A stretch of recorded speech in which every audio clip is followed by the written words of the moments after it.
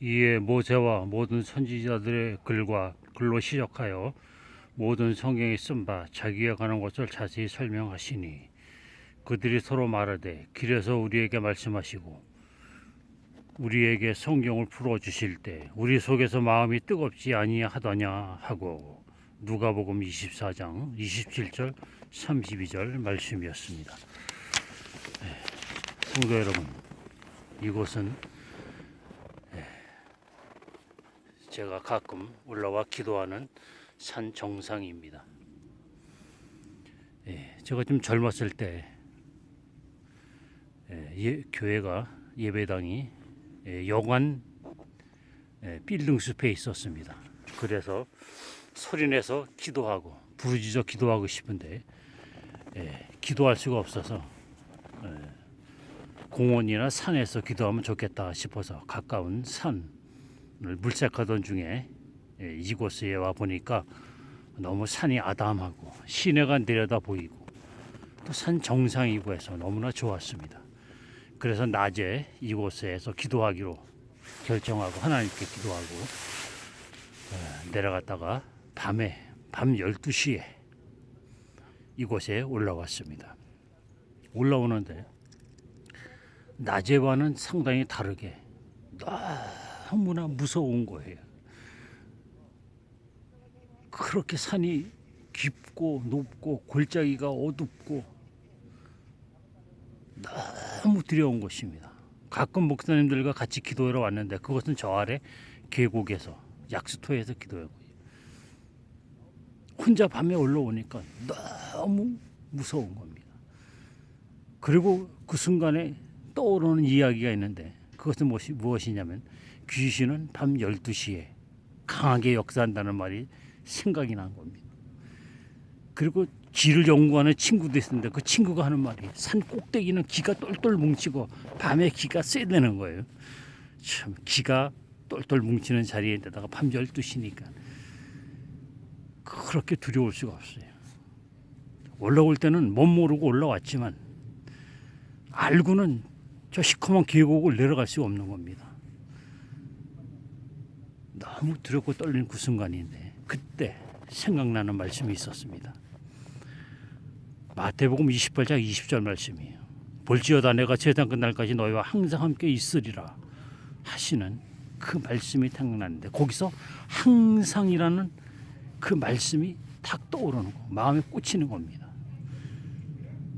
그러면서 믿어지는 거예요. 주님께서 이 시간 이 말씀을 나에게 감동으로 주셨다고 믿어지는 겁니다. 그러면서 마음의 가슴이 짜릿한 감동이 느껴지는 겁니다. 마음이 막 뜨겁기도 하고 짜릿한 느낌, 너무나 감격스럽고 그 말씀이 떠오르고 주님께서 이 말씀을 나에게 주셨다고 믿어지는 그 순간과 그 직순간의 직전과 직후가 너무나 다른 것입니다. 그 직전에는 공포, 두려움, 견딜 수 없음 그런 상황이 있었는데 그 말씀을 감동이 온 직후는 너무나 마음이 편안하고 그 무서운 두려움이 다 어디로 사라지고 마음이 너무 편안해지는 겁니다. 너무 즐겁고 행복한 겁니다. 주님이 나와 함께하고 계시다는 것, 내 곁에 있다는 것, 지금 나와 함께하고 계시다는 것이 확실하게 믿어지는 겁니다. 주님이 이 말씀을 나에게 생각나게 하시고 감동을 주셨고 또는 사실이 믿어지고 주님이 나와 그 말씀대로 함께 하시다는 것이 믿어지는 겁니다. 믿어지면서 마음에 감동이 오고 확신이 오는 겁니다. 그러면서 나에게 큰 변화가 왔어요. 근심, 걱정, 두려움. 왜 내가 밤에 부르짖어 기도하려고 산에 왔겠습니까? 이제는 문제가 되는 게 아니에요. 문제를 넉넉하게 나는 감당할 수 있다는 확신이 세워지고 주님이 함께하다는 것으로 인하여 너무 행복한 겁니다. 그래서 밤새도록 기도하고 내려갔던 그것이 기억이 납니다. 아주 오래전 이야기입니다. 그런데 다시 세상에 들어가서 생활하는 동안 또 잘못을 하고 실수하고 또 죄를 짓기도 하고 그럽니다. 이번에는 집에서 방에서 간절히 기도했습니다. 기도하면서 속에 생각이 나더라고요. 이런 생각이 들더라고요. 이 죄는 용서받을 수 없는 것이라는 생각이 되어집니다. 그건 바로 그 순간이었어요. 요한일서 1장 9절 말씀이 또 떠오르는 것입니다. 그러면서 거기서 만일 우리가 우리의 죄를 자백하면 저는 이쁘시고 의로우셔서 우리의 죄를 사하실 것이요 모든 불의에서 깨끗게 하실 것이라고 했는데 거기서 모든이라는 단어가 확 와닿는 겁니다. 모든. 그러면서 주님이 이 시간 이 말씀을 나에게 감동으로 주셨다고 믿어지는 겁니다. 이 믿어진다는 게 참 신비로워요. 그러면서 모든 무거운 죄짐이 다 사라지고 주님 앞에 너무 감사한 겁니다. 주님과 너무 친밀해졌다는 것이 믿어지고 죄책감이 다 사라지고 그 모든 악습들 다 끊어버리게 되고 나에게 변화가 왔다는 걸 느낀 그런 적이 있습니다. 주님은 말씀을 통하여 우리와 교제하십니다. 말씀과 기도를 통하여. 하나님은 하나님의 방법을 사용하여 우리와 교제하십니다. 하나님이신 예수님이 왜 사람으로 세상에 오셨겠습니까? 그는 하나님의 본체시나 하나님과 동등됨을 취할 것을 여기지 아니고 사람의 모양으로 나타나사라고 빌립보서 2장에 기록하고 있잖아요. 우리와 교제하기 위함이요. 주님은 말씀과 기도를 통하여 하나님의 방법으로 우리와 교제를 하십니다. 그런데 주님과의 교제는 끝이 없습니다. 이런 식의 간증은 이루 말할 수 없이 많아요. 제가 여행 중에 모스크바 호텔에서 기도할 때입니다. 한국에 오기 직전에. 한국에 가면 내가 알바를 하고 일자리를 찾아야 되는데 이 나이에 무슨 일을 할 것인가. 일자리가 뭐가 있겠는가. 간절히 기도할 때 시편 34편인가요? 34편 10절 말씀이 또 그때 떠올랐습니다. 호텔 침대 위에서 무릎 꿇고 기도할 때입니다.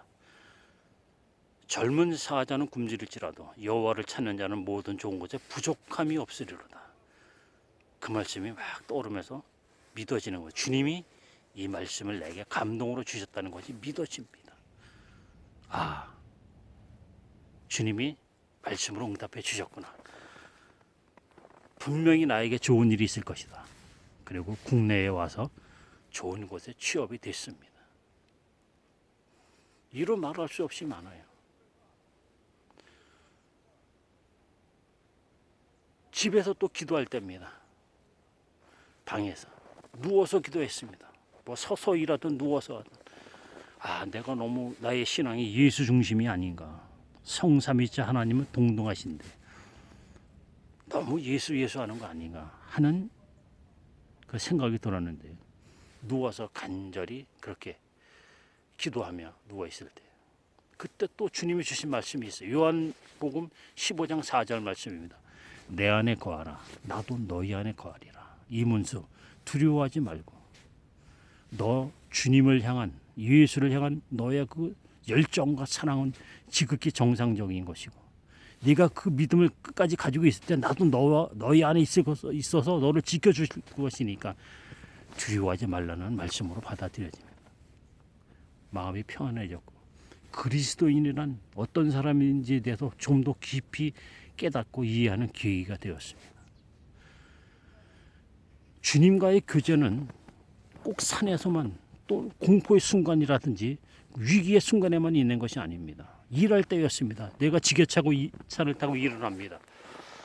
지게차를 타고 일을 하는데 그런 말씀이 문득 떠오릅니다. 마태복음 24장인가요? 예수께서 가라사대 너는 마음과 목숨과 뜻을 다하여 주 너희 하나님을 사랑하라 하셨으니 이것이 크고 첫째 되는 계명이요 둘째도 는 그와 같으니 네 이웃을 네 몸과 같이 사랑하라. 이것이 율법과 천지의 대강령이니라. 주님이 하신 말씀이 생각이 납니다. 그러면서 제가 깨달음을 갖게 되었습니다. 무엇을 깨달았냐면 그리스도인은 주님의 가르치심을 따라서 하나님과의 관계와 사람과의 관계를 잘 가져야 이것이 좋은 신앙이로구나. 그걸 깨닫게 되었는데 그 말씀이 자꾸 잊혀지지 않고 며칠 동안 계속 내 뇌리에 맴도는 것입니다. 주님이 무슨 뜻이 있어도 이 말씀 계속 생각나게 하실까. 그러다가 크게 깨달은 바가 있습니다. 이문수 너는 기도도 많이 하고 말씀도 연구 많이 하고 묵상도 많이 하지만 너는 사람과의 관계를 좀 등한히 한다. 내가 이것을 주님이 마치 그렇게 말씀하시는 것처럼 그걸 깨달게 된 것입니다. 말씀 열심히 보고 기도 열심히 하고 예배 열심히 드리고 그렇다고 해서 신앙이 좋다고만은 볼 수 없다는 걸 깨닫게 되었습니다. 하나님과의 관계만 좋다고 해서 신앙이 좋다고 볼 수 없습니다. 주님의 가르침에 의하면 사람과의 관계도 잘 맺고 가져야 그것이 좋은 신앙이요. 그것이 그리스도인입니다. 그것이 그리스도께 순종하고 그리스도께도 추구하는 신앙생활을 하는 것입니다. 그걸 깨닫게 되었고 특히 나는 하나님과의 관계는 신경을 많이 쓰는데 사람과의 관계를 좀 등한히 한다는 걸 깨닫게 되고 내 성품과 내 삶을 반성하게 되었던 것입니다. 내가 돌보아야 할 가정, 가족, 주변 사람들 그런 사람들을 사랑하고 그런 사람들에게 신경 쓰고 그런 사람한테 덕을 끼치고 그것이 진정한 그리스도인이요 온전한 신앙이라는 걸 깨닫게 되었고 내가 그것이 부족하다는 걸 깨닫게 되었죠. 주님께 그래서 기도했습니다. 주여 내가 나를 반성하고 이제는 주님의 뜻을 따라서 정말 사람들과의 관계를 잘 맺는 그런 신앙을 갖기로 결단을 하고 기도해요. 그제서야 마음에 평안이 온 겁니다. 주님과의 교제는 이렇게 말씀의 감동 또 기도 중에 주님과의 교제가 이루어지는 것입니다. 얼마 전에는 또 오랜만에 산에 올랐습니다. 내가 심야 근무를 하는 밤에 몇 년 만에 산에 올라오는데 또 두렵더라고요. 밤에. 그때 내게 예상치 못한 말씀의 감동이 왔습니다. 그것은 바로 사도행전 1장 8절 말씀. 내 증인이 되리라 는 말씀이 떠오르며 크게 감동이 된 것입니다. 처음에 산에 올라갈 때처럼 뜨겁고 가슴이 짜릿한 감동이 오고 주님이 이 말씀을 내게 주셨다는 것이 확실히 믿어지는 거예요. 내 증인이 되리라 하는 말씀입니다. 나의 삶에 변화가 오겠죠. 이루 말할 수 없이 많습니다. 그러면서 그 위에도 또 교회에서 예배당에서 간절히 기도할 때였습니다. 내가 이제 나이 60이 돼가면서 내 삶 전체에 반성이 오더라고요. 어떤 사건을 놓고 회개하는 것이 아니라 내가 잘할 수 있었는데 그렇지 못했다고 하는 부분들 이러한 것으로 인한 아쉬움 그것으로 한 달간 고민하면서 회개했습니다. 오늘은 결정을 봐야겠다고 하고 예배당에 가서 기도할 때입니다. 그때 주님이 고린도후서 5장 17절 말씀 생각나게 하셨습니다. 그런 중 누구든지 그리스도 안에 있으면 새로운 피조물이라 하는 것입니다. 그때서야 내 마음에 큰 짐이 덜어지고 후회도 아쉬움도 다 사라지고 내가 주님이 나를 새롭게 해 주셨다는 사실이 확실히 믿어지는 거예요. 여러분 말씀의 감동은 우연이 아닙니다. 자기 자의식 현상 그것도 주님이 쓰시는 것입니다. 오늘 말씀해 보십시오. 부활하신 주님께서 시간과 공간을 초월할 수 있는 그 몸으로 부활하셨어요. 주님이 나타나시기도 하시고 사라지시기도 하시고 부활하신 몸으로 무엇을 하셨습니까? 제자들에게 나타나셔서 제자들에게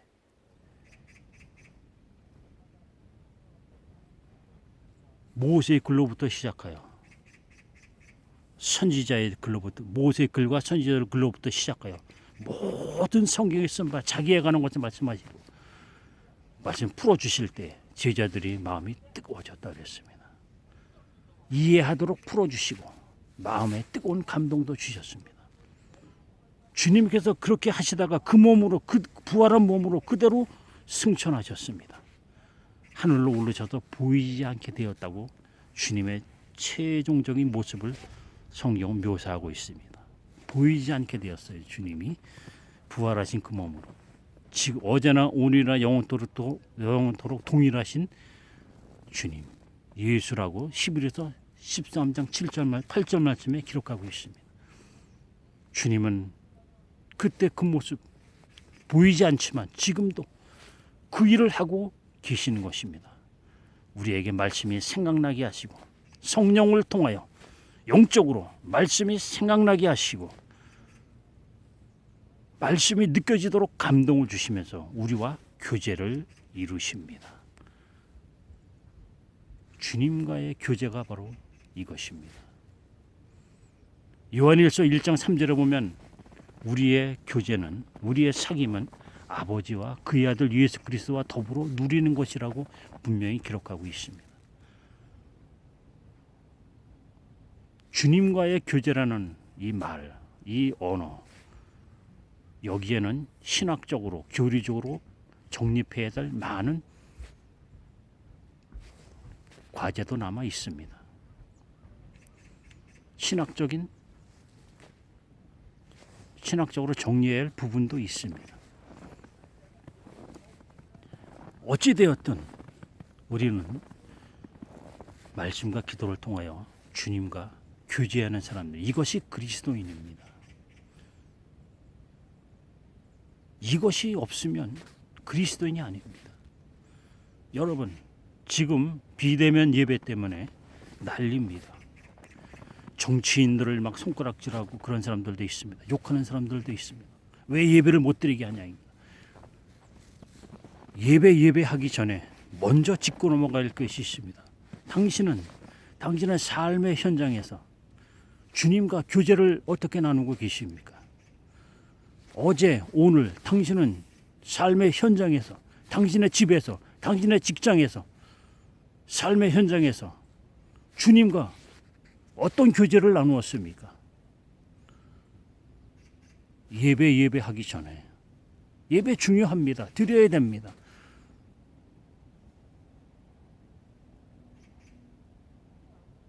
그러면 당신의 삶의 현장에서 주님과의 교제는 어떻게 된 것입니까? 예배를 탓하기 전에 삶의 현장에서 나는 주님과 어떻게 교제를 나누고 있는지 그것부터 점검해 봐야 됩니다. 그것이 없으면 당신은 종교인에 불과해요. 영성주의자에 불과합니다. 저와 여러분, 이 코로나로 인하여 어려운 때입니다. 개인적으로 나의 삶 속에서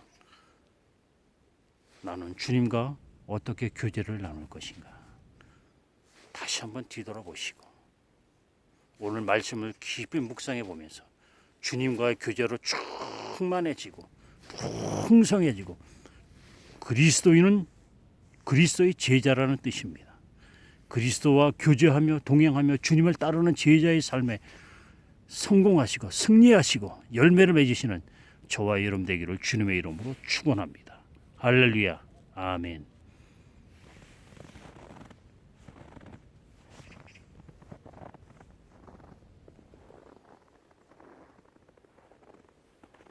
할렐루야.